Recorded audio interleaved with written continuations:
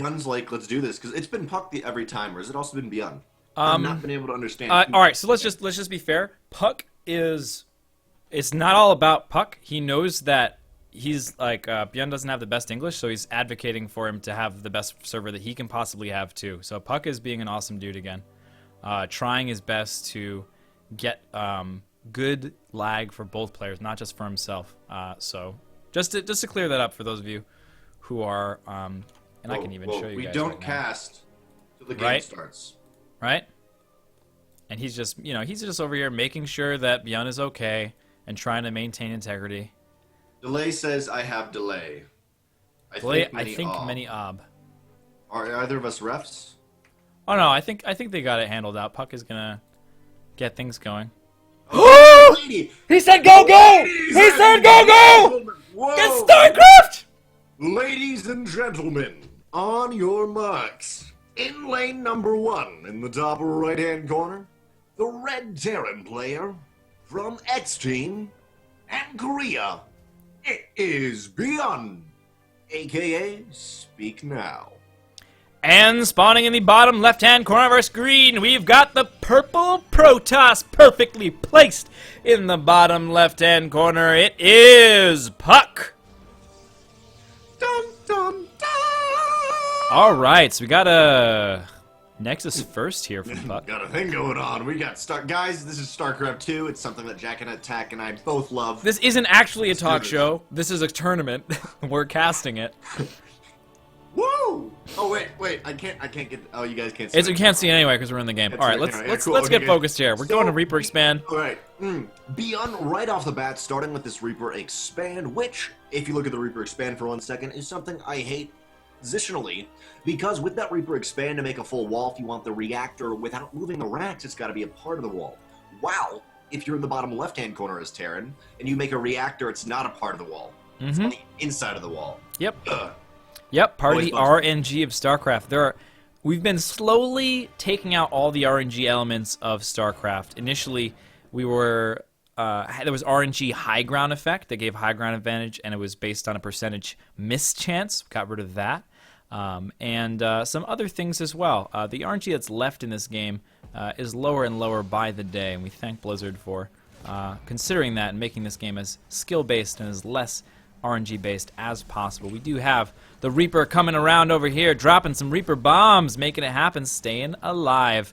No units coming out as far as there's the Adept, but really the Mothership Core is the main thing that's going to be able to push this back indefinitely. Nice little bit of harass, but no workers killed so far. An interesting starting unit for Puck. Of course, he went Zealot, which I really like the main idea behind it. Of course, you need a cybernetics core to get an Adept. However, with that Zealot, right off the bat, Puck said, I think you're going to do something really cheeky. I want to get something up right off the bat to defend and not wait for an Adept to take damage. Either way, it keeps you totally safe, you know? Oh my god, this Reaper. A nice building placement is probably going to get it killed. Unless the oh no, Adept. It's good. Oh, the Adept is only one shot away from killing. Is it going to get one worker kill? Whether or not the game works. Oh no! And in the meantime, we do have Twilight Council coming down, and the 1/1/1 of our player over here. We got Widow Mines. Is looking like a nice drop going to be queued up here quite quickly. That looks like exactly what Beyond is doing. A Widow Mine is ready and some Marines. Puck opening up with a Zealot's an intriguing choice, but that will mean that he's not going to have 2 Adepts or a Stalker, whatever, to push off this drop when it comes. It's still in the future, however. Ooh, look at this. Super greedy. Holy. I'm afraid that the build Beyond is doing, either a 3 racks, so he's not doing that, but either the 3 racks or a drop like this is potentially exactly what he needs to punish Puck. That was like gets in with the Shade. 3-minute, 30-second Shade third spots base. A small part of the army. Wow. All right, so we got to glimpse a little bit of that. The drop is on the way. What do we have for units right now for Puck? Just the Pylon Overcharge for the most part, and then the Zealot and an Adept. 43 workers already, so he can afford to lose some and still be at an advantage. No third CC on the map or on the way at the moment. So economically, Puck could be in an amazing position if he can just hold this drop. 2 Widow Mines on the way, coming into the natural. Puck has 4 gates just a few seconds away from being complete, and he's got Blink on the way. All these things are culminating, but will it be in time? Beyond Shut Up, aka Instead of Speak Now, has found a prime opportunity, and the Widowmine shot Nicely so close, done. only takes off 1. Now, there is only 1 Stalker of Puck at this point. There is a couple of pylons for an overcharge. Of course, this does pull the Mothership out of position, allowing a Widowmine to go down in that 3rd, and I don't think Beyond's going to be able to attain damage with this. He will be able to pick up in the end that Widowmine, but yeah, at least, honestly, Puck has not forced anything. I was going to say he forced something out, but he didn't actually force anything. Puck crushed this defense, only losing 2 workers, and going for such a fast 3rd Nexus is going to allow him to be in an incredibly strong position moving into the mid and late game. +1 stim combat shields, and also just normal +1 I mentioned for Beyond coming out looking like he's going to go for a pretty normal timing attack. Puck, I'm really curious to see what composition he is going to be aiming for. Warp Prism is on the way for that drop potential. The Widowmine barely is going to get out. Will it? Stalker's gun it down. Nicely done. And it is taken out. And Puck, what does Puck take? I think 1 probe kill from that entire thing. He loses 1 probe, and now Beyond is in a wonky position where he's saying, I got to make something happen right here. Jack, he's got to make something happen. Absolutely. He's been building up his army, and his army supply is currently ahead. But as time goes on, we're going to see that fast economic play from Puck start to kick in.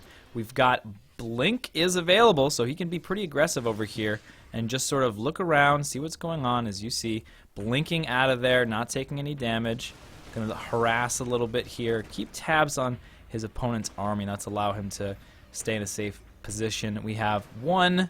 upgrade for the normal stuff and all the tech lab stuff finishing up. Ooh, nice, killing that observer.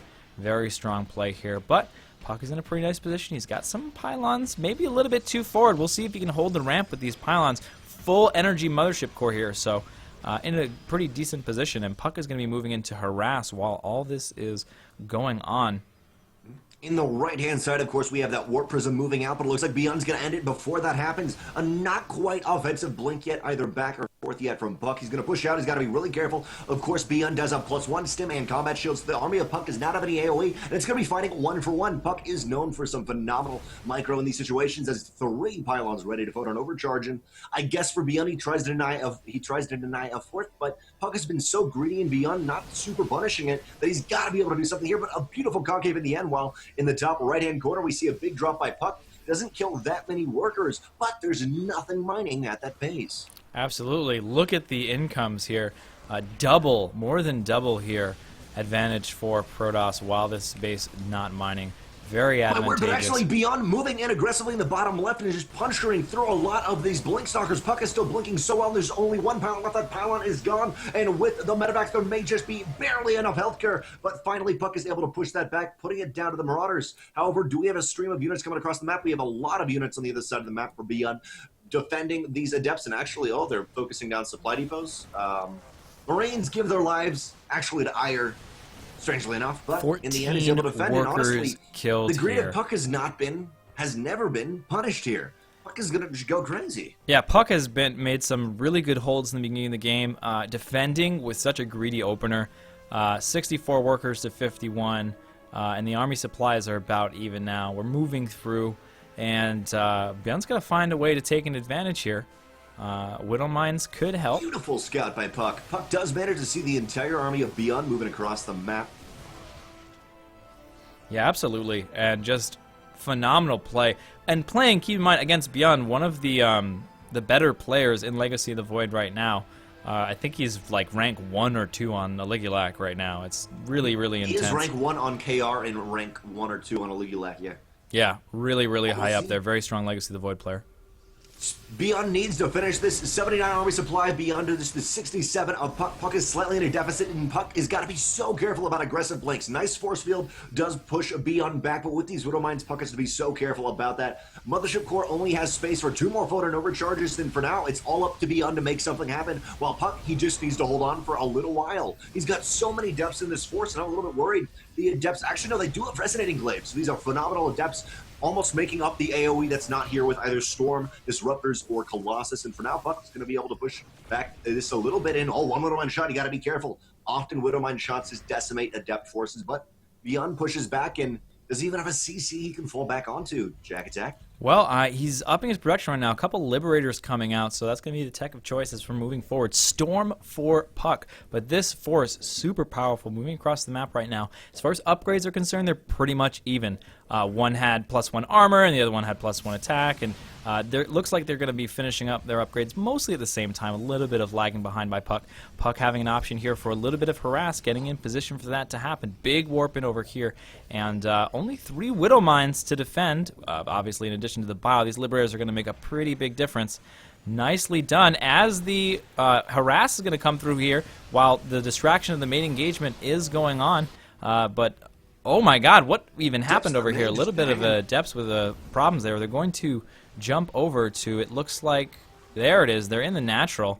Trying to do something. Yeah, a little bit of mismanagement here. Puck is just trying to get Beyond off of his seat. He's trying to mess with him slightly, but Beyond, he's all focused right here. However, Puck is just such a gigantic army in this position. Huge blink force. Maybe something he doesn't want to do is able to focus down both the Liberators and has a wonderful concave onto Beyond. Beyond pulls all the SCVs at the third base at the same time. Adepts were just barely picked up. A small contingency of units is coming down from the main base of Beyond to reinforce, but I'm not sure if it's going to be enough. However, so many Marauders currently in the force. A total of 17 Marauders are pushing these Stalkers back so heavily. Puck is on full retreat. However, he does have Blink. And by the way, Puck is at 2-1 to just the 1-1 of Beyond, so a slight upgrade lead. But Marauders, man, you got to be careful. Off the back of this, DT Shrine is on the way, and Puck is going to be scrambling for the defense this entire time, though. He's had such a good bank, and he's actually had a small bank the entire time.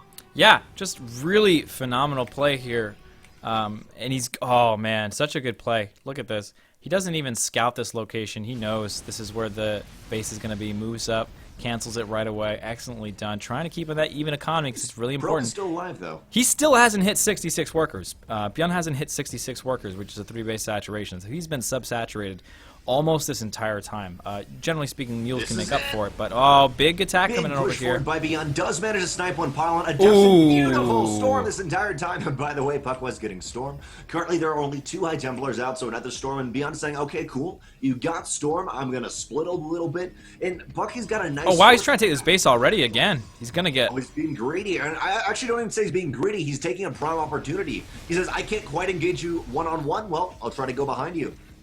Well, as far as the storms are looking, we're still trying to revive energy. 1 storm available so far. It's a pretty small force overall, just in sheer army size, but that storm is really what's making it powerful and scary at the moment. Beyond a little bit afraid to move on. Cut off from reinforcements to the 4th bay. Oh, just FYI, in the top middle, War Prism of Puck is still alive if you wanted to harass, but yep, he's just absolutely. hanging around. Oh, this might be a really big move. Only a scout. Always got to consider at any moment in time he can make that happen.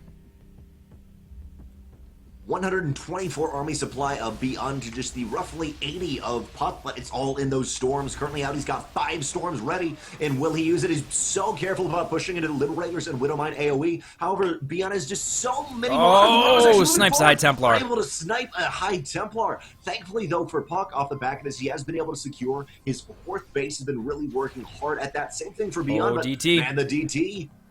Yep, DT starting out to deal some damage here. Going to delay this expansion, so that'll catch Puck up as far as taking this base. We are at the point where the mains are pretty much... Oh, big moves here! Big push forward, so many Adepts just tanking a lot of damage, and then with Resonating Claims plus 45% attack speed, just decimating this AoE. Beyond, looks like, I love this. Trying to find a way in. But Beyond, maybe looking for a drop. It looks like he's going to go the top left and around. Puck pulls back. Whew, wow, man, what an exciting mid-game as we take our 4th bases here.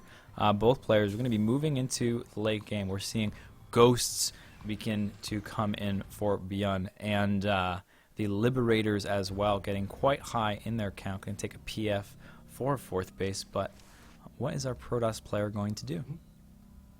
Looks like Puck is posturing to move into this base. However, there's already a sensor tower down for Beyond, so I may advise the Warp Prison that's about to die in the middle, move into the main to pull the army out of position. But we'll see, my oh my, there's so much bio, so many Marauders. Ooh. Beyond scans, but actually really big EMPs. Not that much High Templar left. Nice. Oh, there's that last EMP makes the hit. Oh my god. Puck's army, and there's just too much of a concave for Beyond. He's beautifully pushing into this, and Puck loses the whole entire left-hand side of his army, only putting down to the Stalkers and GG. Even with the greed and Beyond not allowing to punish it.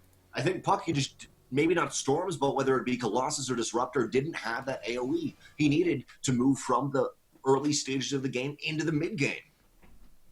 Yep, upgrades started to get ahead as well for Beyond towards those later stages of the game, finishing up +2 armor and +3 attack as well. Am I roboting, by the way? No, you sound fine. Oh, no? Okay, someone in chat. Ugh. Good. But yeah, so that was game 1. We did it! Can we get a game 2? So, that was the 6th game in this best-of-3 series. It was the 6th game, guys. I was excited. You know, in the early game, Puck was greedy and Beyond didn't punish it, but the actual, I mean, straight up, the actual tech that Puck was going for, maybe it would have worked better in just a 2-base all-in, or maybe a quick 3-base all-in, then it failed, which Puck did posture for on the other side of the map, and Beyond was like, Liberators! Let's provide some freedom. Let's provide some freedom. You know, because when something is unfree, we just gotta get in there and provide the freedom, you know? But that's how America starting. Works. Not free? We'll free you. We'll free you. For us. Be free or else. Okay. Okay. Ruins of Ceres, largest map, is the map up next. Beyond, honestly, I felt like Beyond's got to be super confident off that, and Puck's maybe a little bit tilted with a game like that, where he was able to get away with that much greed. Yeah. And then it didn't quite click. Absolutely. Yeah, I mean, he got the really good end of the build order there, was able to defend for such a long time, but couldn't close it out, and Beyond just taking that incredible engagement at the end. Just excellent. But we do have here spawning in the top right. It's a best-of-3, and he's down a game. Can he come up against one of the best Terrans in the world right now? It's the Purple Protoss Puck. And his opponent, in the bottom left-hand corner of Ruins of Ceres, it is the Red Terran Beyond. Man, that was intense. I had to update the stream title and do the intro at the same time. I'm proud of myself. Impressive. I didn't even know you were doing that. You're so covert. Two gas. Pretty quickly here for the Terran player. That's going to be interesting against another Nexus first from Puck here. So let's see what exactly he intends to do with this fast double gas. No additional barracks coming out just yet, so very likely to see a factory. No expansion as well. It looks like he'll have it timed out, whereas almost has just what he needs to build that factory. So going to be teching up relatively quickly here and going to begin to scout as well. First scout also by Puck in the bottom right, while Beyond going to the bottom right, they most likely will say hi, give themselves a little bit of a high five as they pass, so they know where each other are by then. Puck adding on 2 quick gates, and actually, not even a cybernetics core. It's an interesting move, really, because if you are going for that adept push, obviously you need the cybernetics core. He's doing something a little bit different and slightly wonky. Yeah, absolutely. And we're going to be getting things together quick, right? As we move through this. Factory is done directly into the starport. No expansion. 1-1-1 aggression coming in here from our Terran player. 1-1-1 aggression could be quite potent. I'm wondering if he's going to go for more so something like a drop. See what Puck is on the way. It looks like Puck is going to be making 2 adepts at a time. And just FYI, of course, Beyond going for an aggression still doesn't have a natural on a map like Ruins of Ceres. You may see a situation where Puck tries to be greedy again, and that may be what Beyond's doing, punishing the greed before it happens from Puck. Yeah, absolutely. And double adept, very nice. Going to be great to open up with that in general. But with these Widow Mines coming out, just looking for that detection. Are you in camera? Are you in game? So I am in game. Okay, cool, good. Sorry about that. Just checking. Sure, of course, the 1-1-1 push is going to be coming out soon. More so, a drop. Would you even call that a 1-1-1? Because I feel like a 1-1-1 is more like you'd get a siege tank and a raven and some bio, and this is more so just a Widow Mine drop. Yeah, usually speaking, that is a very more specific build. but going for the fast, let's say, barracks factory starport really quickly before expanding build in that variety, in that sort of vein of builds here. And they're going to pass each other through the night. Sorry about that, by the way, in the stream delay, not switching that over. Was trying to fix some of those volume problems, but we are back on track. Don't worry about a thing. We do have drop coming in here. Couple of Widow Mines as well as Marines. And, oh my god, you can't do that. You can't. That can't be done. Oh no. Nice Widow Mine shot does pick up 3 kills. Well, Beyond moves into the natural, gonna do more kills. They have 34 probes. Oh, the Widow Mine.